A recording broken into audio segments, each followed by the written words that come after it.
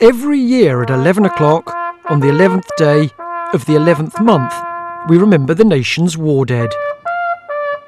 The time and date mark the moment the guns fell silent on the Western Front in 1918, the end of the Great War, the so-called War to End All Wars.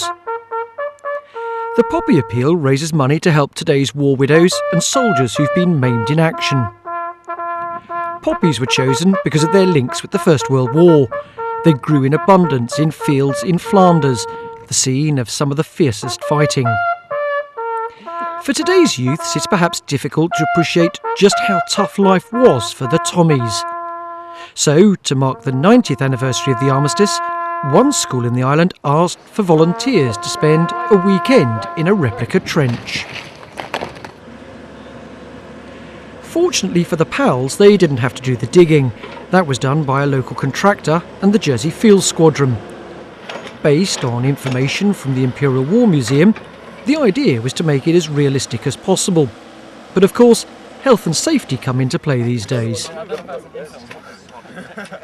For the 10 recruits and their volunteer captain, the first shock was being given their kit, including woolen underwear. The trick with the underwear is that there are loops on here for the braces. So what you do, you put your pants on, you tuck the shirt into the pants, right. Then when you put your trousers on, the braces buttons go through these loops and then onto your trousers. So in a way, it's not like nowadays we think of pants as being tight-fitting. They were designed to be liners for your trousers, basically. The t-shirt, the thermal layer, is just pure wool ripping apart my flesh, and it's quite restraining in the whole moving around. I can't really lift my arm too high. The average Tommy carried 80 pounds of gear. As well as their rifles, they had a haversack containing mess tin, tinned rations, extra iron rations and spare socks. Some carried wire cutters or digging tools, and others Mills bombs, Stoke mortar bombs, stretchers, telephone cables and even sandbags. Another challenge, becoming familiar with their rifles. I'm slowly figuring out how this rifle works.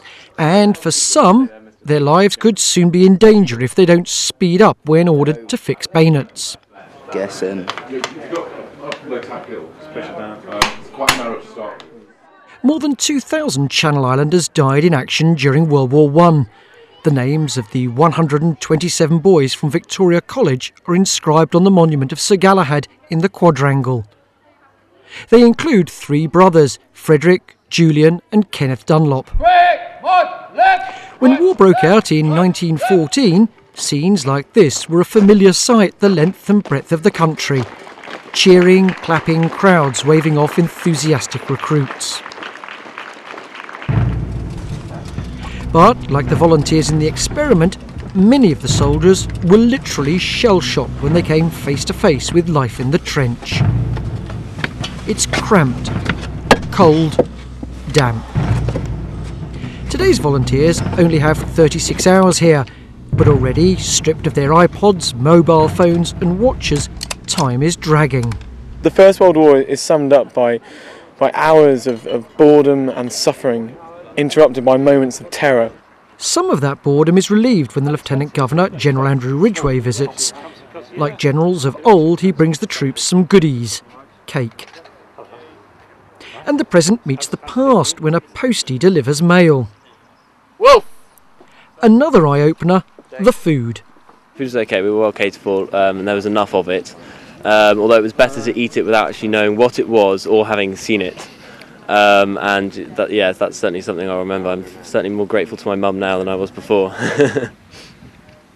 In the middle of the first night, there's a gas attack. Basically, you just get the shout, gas, gas, gas, and as fast as possible, you've got to get your helmet off and then get your gas mask on and do all of that.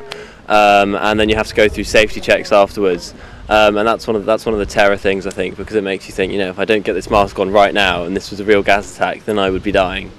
Another volunteer's amazed at the rudimentary way the troops checked to see if the attack was over. The officer gets a volunteer, which shows, just going back so many years, it's such a horrific way to do it. The volunteer has to take his gas mask on, take a breath, see if the gas is gone. It's just things like that bring you back to, sort of the horrors that they must have faced.